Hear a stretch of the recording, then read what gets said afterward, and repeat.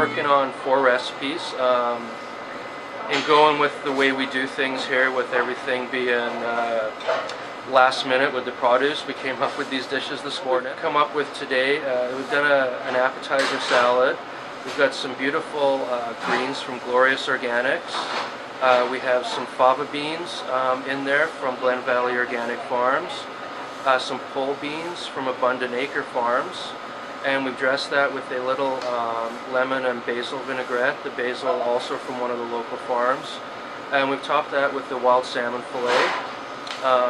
The recipe works really well with some albacore tuna or halibut on there as well, or chicken, or if you're vegetarian you can throw some cheese on there. And then we've also garnished it with some amazing little tomatoes from Abundant Acre Farms. Secondly, we've done some fresh Dungeness crab cakes.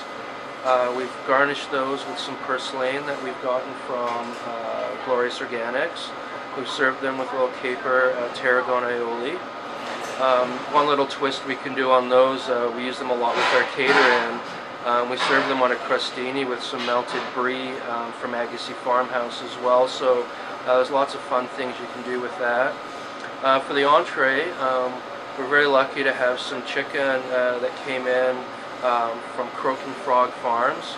It's a small farm just about 10 minutes from the restaurant, and they only do a cycle of 50 chickens at a time, so we purchase 30 chickens whenever they're available. They use the rest for their family, and they're all pasture raised. And these chickens, it's one of those things when they come in, we always have to take some home because it always reminds Shannon of what chicken is supposed to taste like from what she remembered when she was a girl. Stuffed the breast with some Agassiz Alpine Gold cheese and a little bit of apple. It's cooked with some shallots.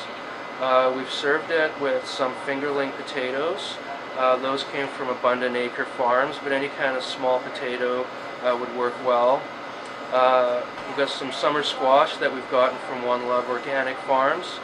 And the one thing you'll find with, if you have the opportunity to see these people at farmers markets and purchase this stuff, is the absolute amazing flavor of this squash. We had a gentleman in the other night who never eats squash, and he finished it all off. And you know, we just simply roast it with some Agassiz butter, a little bit of salt and pepper, and a touch of oil, and the flavor is just amazing.